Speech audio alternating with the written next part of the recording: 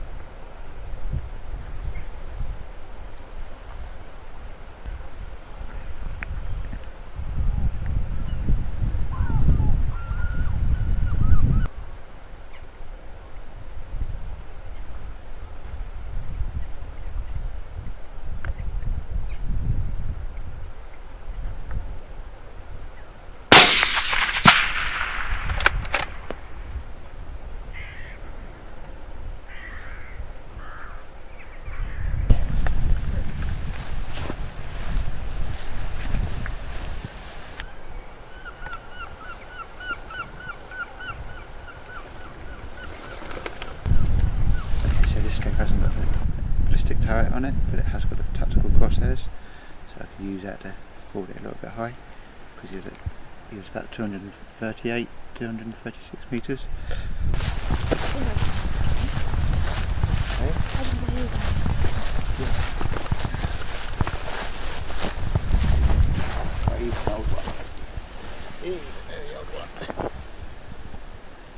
So, only 5-pointer, got a broken back point now. Hey. Amazing this.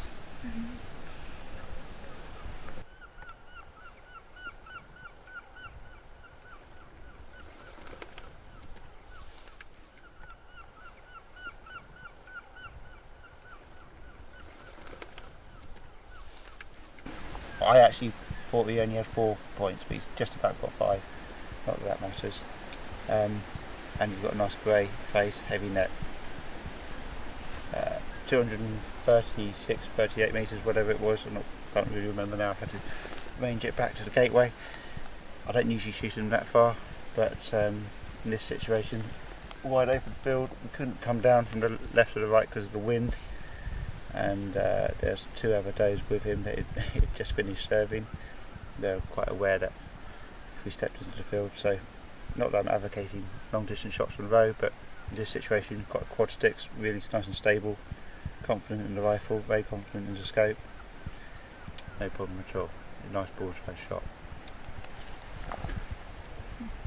And Phoebe, you just enjoyed it from the other side, behind the gate. Yes. So, and you watched it through the thermal, you could see the reaction. Yeah, and if you did step into the hedge or anything like that, you got someone saying, okay, you've gone 10 metres left in the hedge, or something like that. But it didn't move. You didn't move, you dropped on the spot, didn't you? Okay, so we came into this bit of ground. spotted 3 deer from quite a long way off. So obviously they were, chasing each other around. Obviously one of them was a puck. Had a look through the 10 times binos, Swarovski binos. Could see it was a nice buck. Couldn't tell how old he was. So we got into a good position in the gateway, and wound the scope right up and had a look at him on the 28 times scope, and you could see how old he was and how good he was. So we actually stood and watched him for quite a while, let him finish serving the does. It seemed a shame a nice buck like this and not to give him one last go. I squeezed underneath the gate to make sure I was completely clear of the gate, in case I had to move the rifle at all, and none of the gate bars in the way. Got myself in a good stable shooting position on the quad sticks. Phoebe stayed in the back of the gate and I handled her the pulsar, thermal pulsar.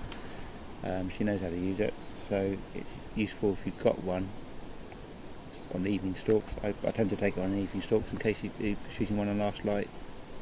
Someone can watch the shot reaction, can tell you where the deer's gone if you lose sight picture in the scope. Especially in this situation where there's more than one deer. There's 3 deer here. We actually, to tell you the truth, I thought the rut was pretty much over here.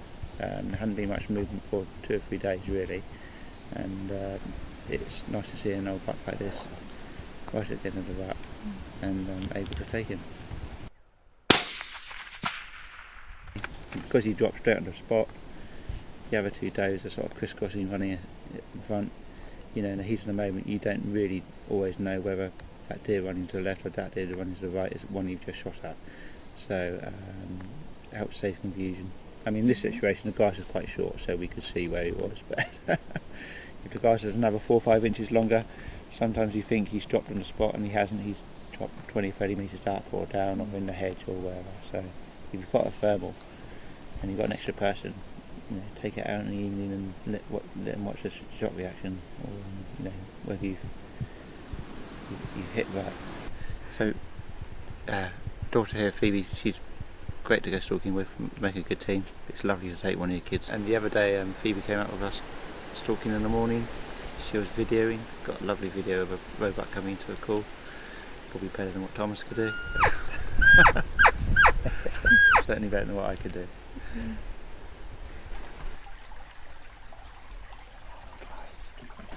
Phoebe's always a bit cross if I get stalking without her, if she's not working or at school. We've actually just seen 3 or 4 sikas through the hedge here as well, so we're going to go and have a look, see if there's a male calf there for the freezer.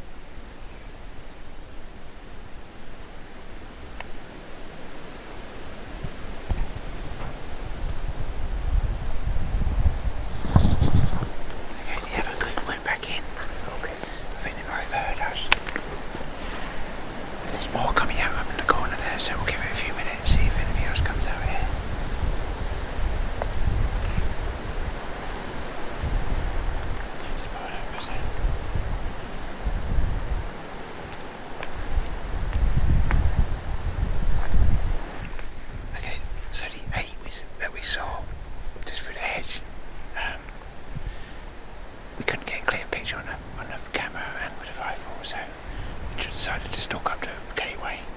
I think they must have just winded us or heard us. They didn't make a sound, but they have disappeared.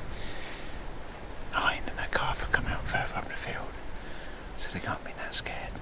But we're going to wait a few more minutes to see if anything comes back out again.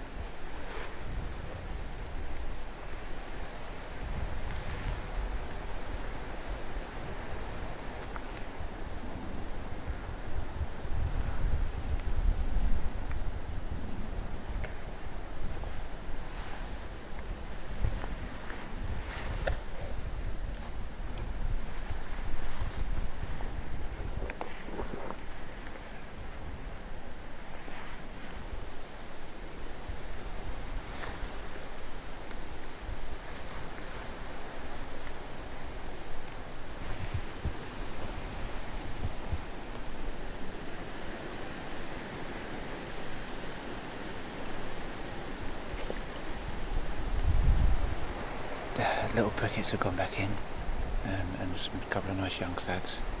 Just left through the hinds and some calves out there. There's 2 or 3 out there at the moment.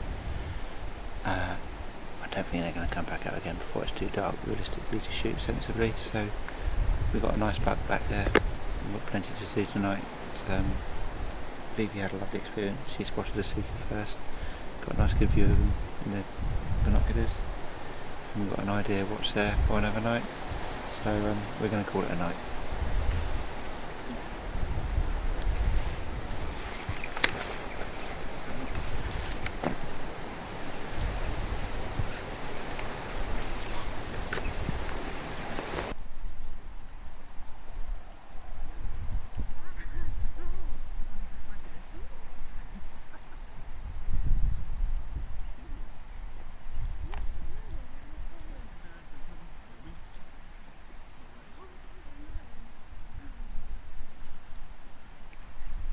This was the shooting show. Thank you for watching.